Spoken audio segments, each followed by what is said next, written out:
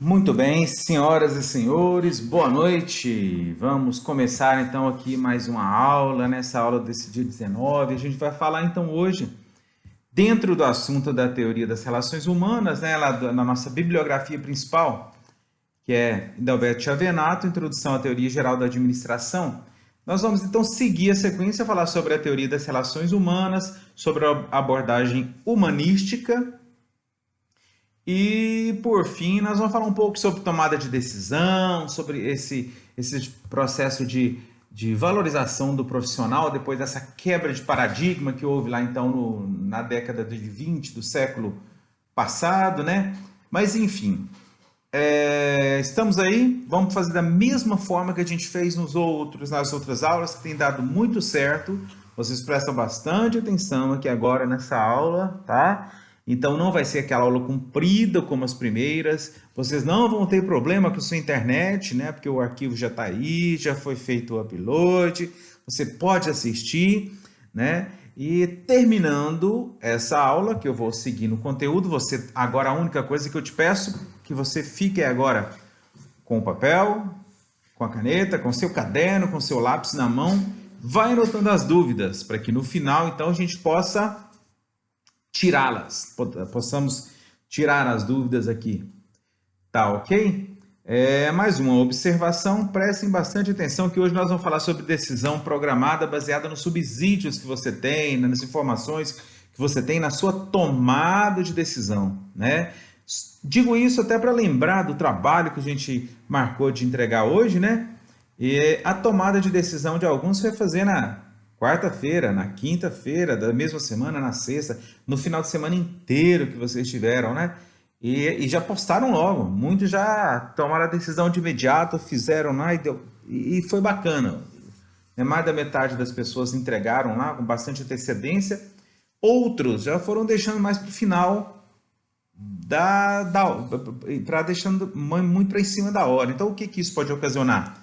Trazendo para o ambiente empresarial, que muitos de vocês já convivem. Uma tomada de decisão no final do processo, ela é mais crítica, ela traz mais risco para o resultado final, ok? Mas vamos lá então, começando então aí, é só mesmo trazer para uma avaliação, já fiz o resgate, e agora vocês vão pegar o seu papel e a sua caneta e a gente vai seguir. Comportamento humano organizacional, teoria das relações humanas. Só lembrando que é o capítulo 6 da bibliografia básica que nós adotamos lá, que eu já falei anteriormente. Ok? O que vem a ser, então, essa teoria das relações humanas? Vocês lembram que lá no iniciozinho, ainda quando a gente estava tendo a aula presencial, eu falei sobre a teoria das relações humanas e comentei rapidamente sobre a experiência de Hawthorne. Então, pois bem, muito bem. Vamos dizer que essa escola das relações humanas, só um comentário aqui antes da gente começar com vocês, é um conjunto de teorias administrativas que ganharam assim, força depois da Grande Depressão, que foi criada ali com aquela quebra da Bolsa de Valores lá de Nova York na década de 20, 1929, isso mesmo. E foi ocasionado, quem já estudou história aí vai lembrar, né? A grande crise aí, né? Todas as verdades assim que haviam até aquele momento passaram a ser contestadas. Então, dentro desse aspecto, também foram contestadas as teorias administrativas, né? As novas ideias trazidas aí pela escola das relações humanas, né? Traziam, então, uma nova perspectiva para a recuperação dessas empresas que estavam ali quebradas no início do século, né? Eu quero trazer a baila aqui, trazer para vocês a situação que estamos vivendo hoje. Você não acha que nós vamos precisar de todo tipo de criatividade, de inovação, de contribuição, colaboração, para que as empresas, a maioria delas, digo eu, né? Algumas estão um pouco se lixando com a pandemia, estão até lucrando muito, mas a maioria das empresas irão passar por dificuldade. Se já não estão passando, precisamos então pensar nisso. De repente, até trazer um pouco desse ensinamento para os dias de hoje. Vocês concordam? Pois bem, nova perspectiva para essa recuperação dessas empresas. Então, uma delas foi que os dirigentes começaram então a enxergar essa nova forma de tratar os seus funcionários. Foi então que veio a tão falada teoria das relações humanas. Teoria das relações humanas, que começou a tratar de forma mais completa. Olha só, uma fábrica no início do século passado. Não dá nem para contar quantas pessoas que tinham aqui dentro, né? Olha, observe aqui, ó, no canto inferior da tela, nessa peça, uma, duas, três pessoas em uma peça. Em alguns pontos aqui, vocês conseguem contar mais de 5 pessoas. Né? Enfim, são milhares de trabalhadores dentro de um galpão. Né? Esses trabalhadores eram quase que parte dessas máquinas, não é mesmo? Observe que essa imagem, ó, isso aqui é a típica linha de montagem. Esse rapaz aqui, ó, no canto direito, ele só aperta esse parafuso. Esse outro rapaz, ele só aperta esse outro. Aqui na frente vocês veem uma série de outras pessoas, olha lá, outros trabalhadores, cada um com uma função específica. Isso aqui foi uma linha de montagem lá da Ford, lá no início do século passado. Então vejam bem, a linha de montagem colocava as pessoas em linha e cada um fazia uma atividade específica. Vocês lembram, né, do filme que eu sugeri para vocês com o Charlie Chaplin? Pois bem, reflete bem isso, ó, uma atividade. Essa situação até então era a mais viável, mas também foi muito criticada. Vejam agora essa imagem, que não é tão nova assim, mas vejam bem, qual a diferença dessa linha de montagem para aquela anterior? Qual é a diferença? Pensa comigo aí. Que é a linha de montagem da Fiat. Se você observar, é da Fiat Toro, inclusive, ó, olha aí aqui o símbolozinho. Da Fiat e da caminhonete Fiat Toro. Qual a diferença? Eu estou vendo aqui quantas pessoas aqui, ó, nesse monte de carro daqui do lado de lá. Eu estou vendo um rapaz escondido aqui atrás. E estou vendo um rapaz aqui fazendo um repositório de peças. Só 2 pessoas. Só 2 pessoas e um monte de carro. E nessa linha de montagem aqui, ó. Essa linha de montagem alemã.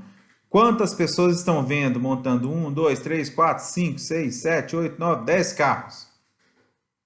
Nenhuma pessoa. Nenhuma pessoa.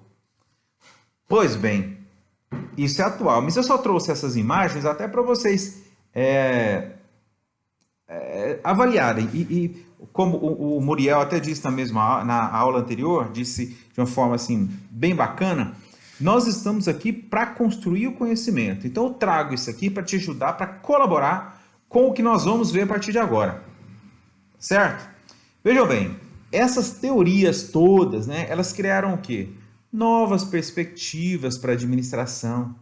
Porque elas buscavam conhecer as atividades, os sentimentos dos trabalhadores e a forma de estudar essa formação de grupos que perceberam que as pessoas iam se aglutinando. Até então, o trabalhador, como eu falei anteriormente, ele era tratado como uma máquina, teoria clássica, né? E de uma forma muito mecânica.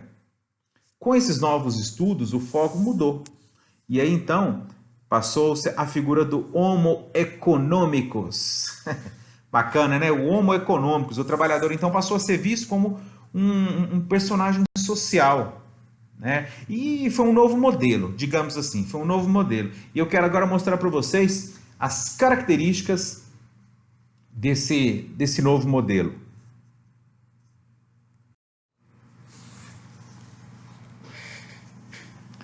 Então, essas novas perspectivas, esse novo modelo, né, trouxe como base as seguintes premissas. O ser humano não pode ser reduzido a um ser que tem o seu comportamento simples e mecânico. Não. O homem, ele é ao mesmo tempo guiado pelo sistema social, porque ele vive em sociedade, certo? Vive em sociedade. Vai me dizer que você não é influenciado muitas vezes por aquilo que está ao seu redor. pelas imposições ou condições de um sistema que está ao seu redor, da empresa que você quer trabalhar ou daquela que você está trabalhando, por uma perspectiva da sua casa, do ambiente que você vive, do seu grupo de amigos, enfim. Sim, você é guiado por esse sistema social e por todas outras demandas também de ordem biológica, fato, né? Então, nós como seres sociais, né, temos essa percepção. E é claro, outras demandas de ordem biológica nós falamos lá naquela. Deixa eu fazer um desenhozinho aqui para te ajudar a lembrar nesse ponto da matéria. Ó, lembra, né? Pois bem, pirâmide de Maslow. Aqui, ó, ordem biológica. Ok? Terceiro, todos os homens, todos os seres possuem necessidade de segurança, afeto, aprovação social e prestígio. Papapá, papapá. Vimos isso lá. Ó, né? Todo mundo tem essas necessidades. Então, baseado nisso, foi que as coisas foram mudando. Baseado nisso, em que a administração foi vendo um ser humano mais do que uma máquina. Então, a partir daí, começou-se a pensar na participação dos funcionários também na tomada de decisão. Presta atenção, também na tomada de decisão. Muitos de vocês, eu tenho certeza, repito, são consultados pelo seu chefe, eventualmente, nem que seja para pedir uma opinião, nem que seja para um desabafo, para uma tomada de decisão. Alguém vai virar e falar assim, realmente, o meu chefe, o meu diretor, o meu supervisor, uma vez ia fazer uma atividade, ele virou para mim e falou assim, o que você acha disso? Enfim, a gente é consultado. Então, o ser humano passou a ter participação nessa tomada de decisão. E também na disponibilização de informações sobre a empresa que eles trabalham, que vocês trabalham. Então, a partir daí foram aparecendo aqui, digamos, alguns aspectos, né, ligados à afetividade, percebeu-se nos limites até do controle burocrático, né, por parte das organizações, uma forma de regulamentação social. Foi claro? Vou repetir, vou reformular. Foram percebendo que assim era necessário para exercer o controle, que é uma matéria que nós já vimos, controle. Era necessário um controle burocrático, e é necessário, né, por parte das organizações para ajudar nesse regulamento social. É necessário um horário de chegada e saída, é necessário que você tenha premiações, é necessário que você tenha uma grade de crescimento pessoal, que a empresa se preocupa com esse crescimento pessoal, também o crescimento profissional, e assim sucessivamente. Tudo isso, então, aqui nessa nova fase, nas novas perspectivas de administração dentro da teoria das relações humanas.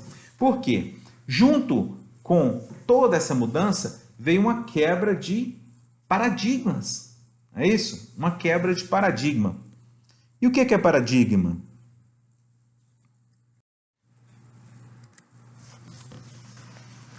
Paradigmas são modelos ou padrões que servem como marcos de referência para explicar às pessoas como lidar com diferentes situações e ajudá-las nisso. Isso é um paradigma. Se eu perguntasse para vocês, eu tenho certeza que todos teriam um exemplo correto do que é um paradigma para a sua vida. Nós aqui agora vamos ver alguns exemplos sobre paradigmas. Mas lembra bem disso, ó. Paradigmas são marcos de referência que explicam às pessoas como lidar em diferentes das situações ou ajudá-la nisso. Isso é uma quebra de paradigma. No campo da administração, né? No campo da administração aqui, ó, passamos a perceber as premissas e hipóteses explicando que ajudam a entender as organizações. Premissas estudamos lá atrás, ou hipóteses. Os modelos de administração também foi outro quebra de paradigma violento. Modelos de administração, até estamos falando disso, né?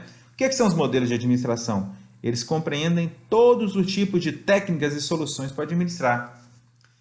Exemplo, eu acabei de falar agora há pouco, ainda a gente ficar na linha, os princípios do modelo burocrático, né? O que são os princípios do modelo burocrático? Nós falamos lá ainda nas aulas presenciais. Formalismo, né? Os líderes ali, né?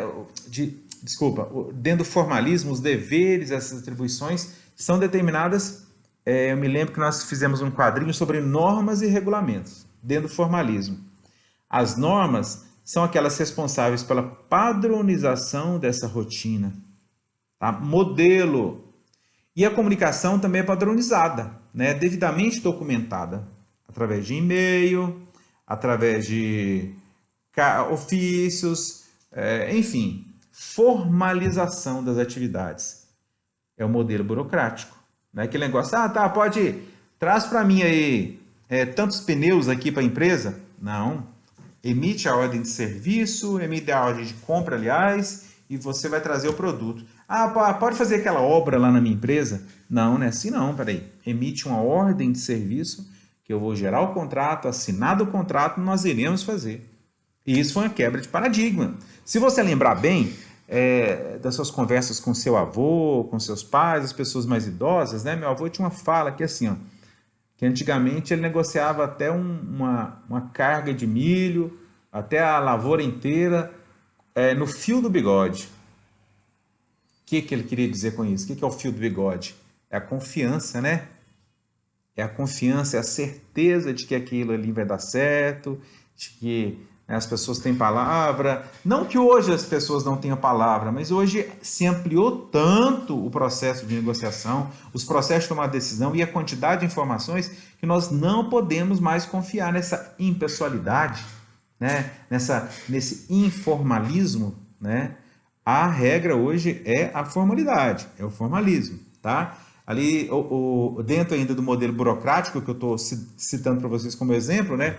Tem a impessoalidade e o profissionalismo. O que é a impessoalidade? São aquelas relações definidas assim pela posição institucional, pela competência dos profissionais, sabe? Não por uma afinidade pessoal. Não, você é meu amigo, então você vai trabalhar aqui na parte da engenharia. Não. É definida pela posição institucional e pela competência, não porque você é meu amigo. Entendeu? E o terceiro pilar, né, que é do profissionalismo. Lembro que nesse dia também eu desenhei aquele tamboretinho bem manjado que eu desenho quando eu quero falar dos três pilares, né? E que muitos e que muitos criticaram o meu tamborete de 3 pés, mas olha que bacana que ficou agora, ó. Bacana, né? Pois é, os 3 pilares. Qual que é o terceiro? É o profissionalismo. É o acesso, quando, né, o acesso aos cargos ocorre através da valorização, da técnica, da valorização, eu digo assim, como é que eu coloco para vocês? Da valorização pessoal e profissional, né? Da questão técnica, da questão da especialização, né? Porque senão é aquele negócio, se não houver um modelo burocrático, para que você está fazendo a faculdade? Não, de repente o diretor, o gerente da sua empresa é seu amigo e fala assim, não, você vai ser engenheiro, não precisa de estudar. Entendeu? É claro que eu estou dando um exemplo aqui meio bobo, meio exagerado, mas é assim. E o contexto, né? Outra quebra de paradigma nessa questão é porque a conjuntura social, econômica, tecnológica, né? E competitiva também, dentro da qual as organizações são administradas. Por que houve essa quebra de paradigma? A avaliação da competitividade das empresas hoje, elas têm muito base em indicativos de desempenho econômico, né? Os desempenhos econômicos, às vezes, podem ser a tomada de decisão para uma empresa, né? Eles têm limitado aí o conceito a essa dimensão que a gente chama de eficiência operacional. Muitas vezes a empresa é muito eficiente operacional, mas o mercado, a questão competitiva, o mercado, a conjuntura econômica, ela não está muito favorável para a empresa. Entenderam? Então, vamos continuar nessa ótica aqui. A competitividade, ela, enquanto quebra do paradigma do contexto, né? A competitividade seria derivada aí da excelência empresarial, sabe? no desempenho aí das atividades, serviço, a prestação de serviço para a comunidade, e aquilo que pode ser econômica ou financeiramente mensurado. Não dá mais para você não prever os resultados das suas atividades. Então, existem várias razões aí para a gente enxergar na literatura, né, essa teoria institucional, para considerar que a competitividade de uma organização ela não depende apenas dos fatores econômicos, conforme eu disse, né? Mas também é uma conduta social valorizada, porque ela garante a legitimidade e a sobrevivência em todo o contexto de uma empresa. Por isso que eu digo aqui, ó, o contexto é uma quebra de paradigma, né, quando se avalia essas quebras, os paradigmas no campo da administração, tá? Alguns exemplos aí, ó. O que é o paradigma tradicional? Revolução Industrial, né, a substituição e potencialização do trabalho humano por máquinas. Não é um paradigma tradicional? Desde que você se entende por gente, você vê isso falando, se você vê as pessoas falando, né? Não, realmente o trabalho humano vai dar lugar ao trabalho de máquinas.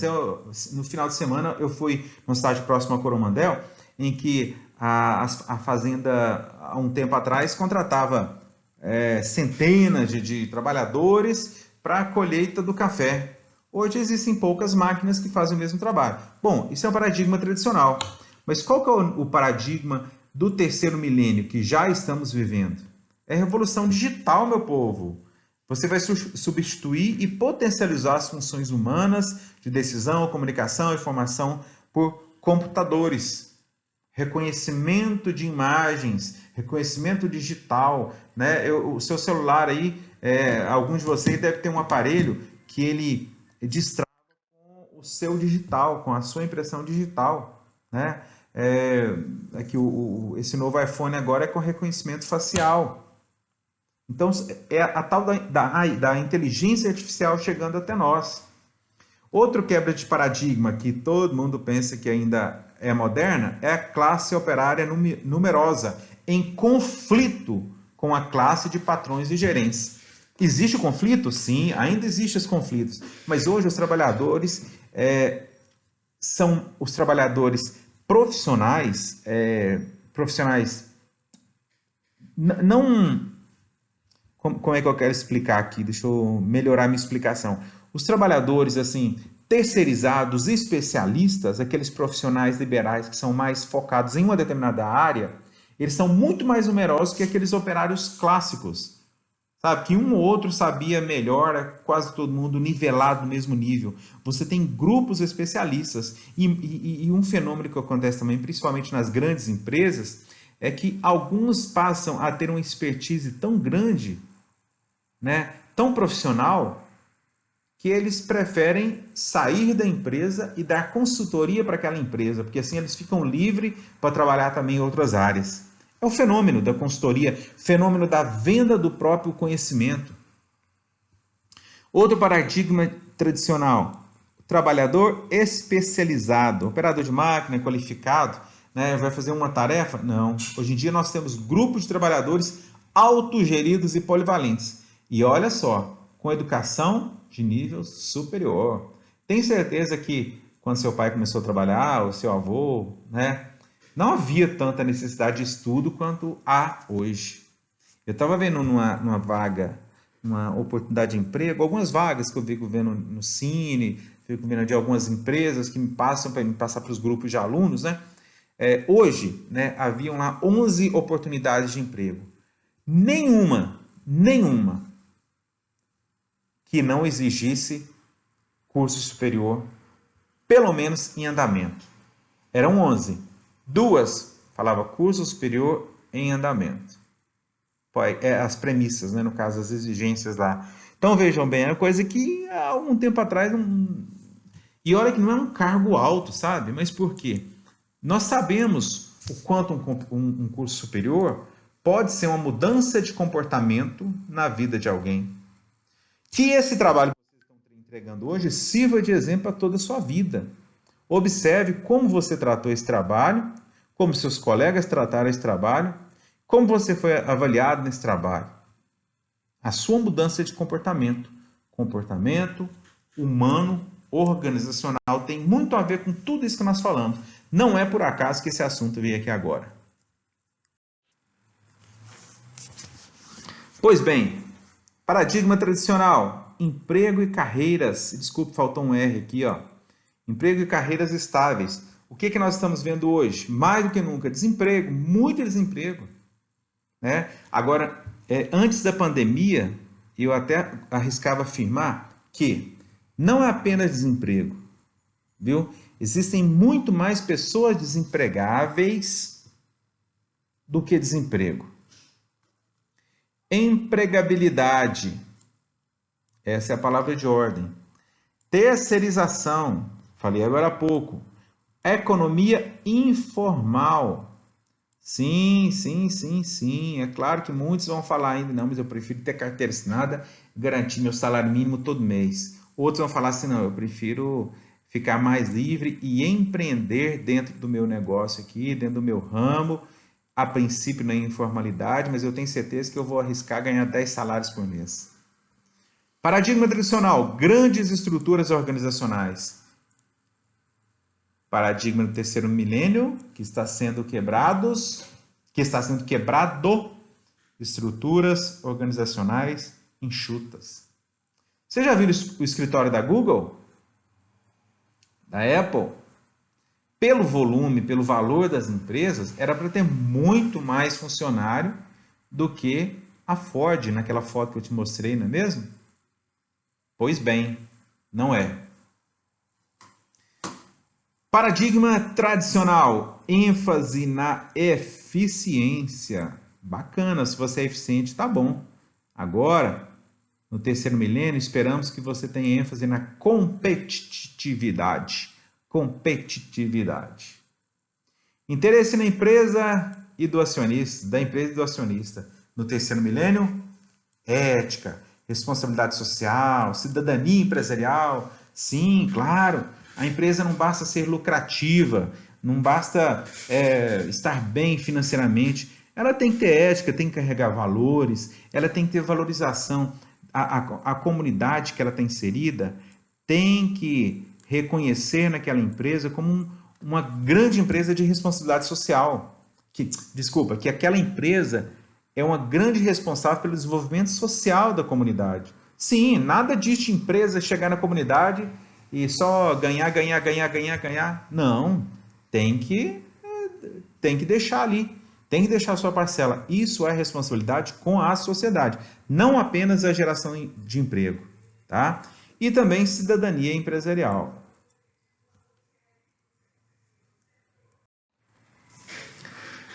Pois bem, último capítulo aqui dessa aula de hoje, tá? Já vamos para as dúvidas, já vamos para o bate-papo. Processo decisório e resolução de problemas. É uma das maiores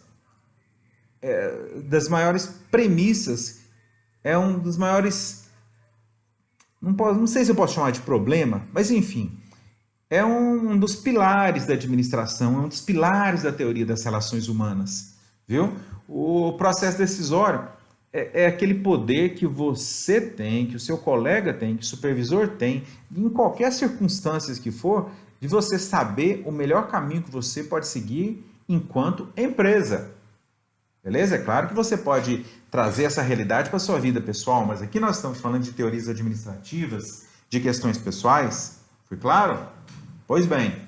Todavia, entretanto, contudo, para a gente conseguir ser assertivo nessa missão, é preciso aí entender as etapas desse processo, né? Todos os tipos de decisão existentes para resolver qualquer problema nos negócios. O processo decisório ou a resolução de problemas, tá? Tomada de decisão. Vamos a esses tópicos. Escolha para enfrentar um problema. Um problema de cada vez, uma coisa de cada vez. Tá? Escolha por onde começar. Processo decisório. Nós estamos agora falando, vamos lá aqui, Sequência de etapas que vai da identificação de uma situação até a escolha e colocação em prática de uma ação ou de uma solução. Vai gravando, vai observando. A gente tem que montar esse quebra-cabeça aqui. Colocado em prática, o ciclo se fecha e cria outra situação. Uau, mas peraí, eu não entendi. Então quer dizer que a solução de problema é a criação de outro? Porque um problema ele dá margem à criação de um ciclo. Quando é que esse ciclo termina? Na nova tomada de decisão. Você sempre tem uma nova decisão a ser tomada. Você não está percebendo? É porque você está adquirindo expertise, adquirindo experiência, adquirindo informações, que está te fazendo fazer aquele processo de uma forma tão natural que você nem está percebendo que é uma tomada de decisão. Tá? Olha aqui esse diagramazinho que está embaixo do slide. Qual é o problema? A nova situação. Eu tenho que fazer um trabalho, né, que pode custar a minha aprovação. Agora você decide quando fazer, quando começar, quando pensar, quando elaborar, quando planejar. Tá, hoje, amanhã, depois, semana que vem, terça-feira, na hora da aula. Beleza. Todas essas variáveis aqui, vão servir de referência para aquilo que nós vamos enxergar aqui, Todas essas decisões que você tomou após a situação que foi fazer um trabalho vão ser vistas aqui, Nem precisa de muita dificuldade. Quanto maior o embasamento que você tem aqui nessa parte, melhor é o resultado aqui, Por quê? Lembra da fase do controle? Lembra? Vamos lembrar as 4 funções administrativas? Vamos lembrar? Planejamento, organização, desenvolvimento, controle, né? Lembra da fase de controle? Quanto mais rápido você perceber o problema, mais você tem como resolver. Agora, se você deixou para tomar decisão na terça-feira, depois do almoço, se você tiver um problema no áudio do seu telefone, da sua webcam, do seu computador, dificilmente você vai conseguir resolver para gravar o seu trabalho a tempo. Pois bem, você agora tem uma nova situação. Qual é ela? Trabalho concluído. Ou então, perdi minha nota, vou ficar de recuperação. Voltar de recuperação ficar de recuperação é um novo problema. Tá? É uma nova situação. Então, gente, muitas são as variáveis aí a se considerar ou a se ignorar também, né? Por algum detalhe que pode acarretar uma grande dor de cabeça mais adiante, em função da tomada de decisão. Até porque, quando a gente fala de uma organização, né, a gente está lidando com expectativa de cliente, expectativa de funcionário, expectativa de colaborador, né, de famílias daqueles colaboradores, e tudo isso precisa ser medido. Né? O trabalho de quem está lá na gestão, de quem está à frente, de quem está na tomada de decisão de algum setor, é sempre uma tomada de decisão, é sempre uma situação estratégica. As etapas, então, desse processo decisório, né, se tornam uma missão que vai ficando cada vez mais fácil à medida que você garante que ela aconteça nos termos necessários. Ok? Quais são os principais tipos de tomada de decisão?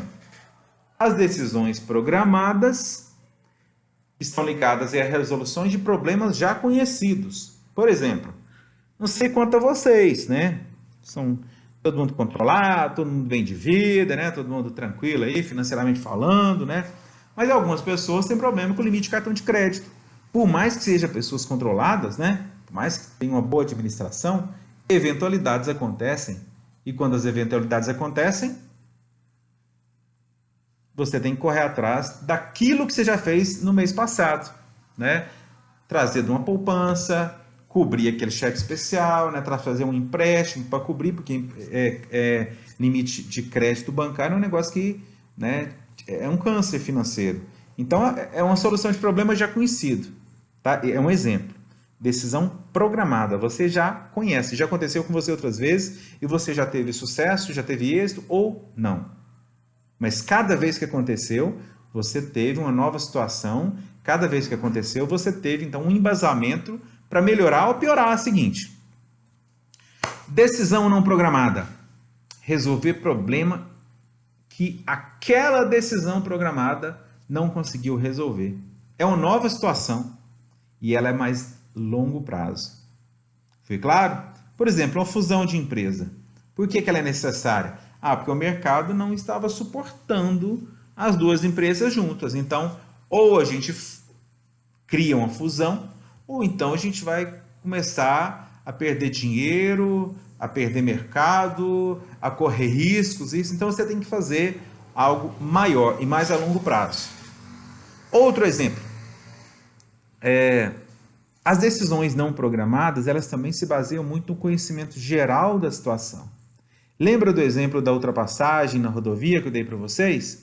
Pois bem, você conhece o carro, né? Já está com ele há muito tempo, conhece cada barulhinho, isso, aquilo. Você sabe se pode acelerar, se tem espaço, se tem potência, né? A distância, como é que está o combustível. Você sabe, você conhece. Agora pegou o carro hoje, vai se aventurar na estrada? O risco de dar errado, de você ter uma nova situação, uma nova decisão para tomar, não programada, de chamar um guincho, de ficar na estrada, de um acidente, ele é muito maior. Foi claro? É assim que funciona. São os dois principais tipos de decisão. É a decisão programada e a decisão não programada. Decisão programada, ela é mais comum e mais a curto prazo. Decisão não programada, ela decide tudo aquilo que as programadas não resolveram, é mais a longo prazo, exige mais informação, exige mais estratégia. Foi claro?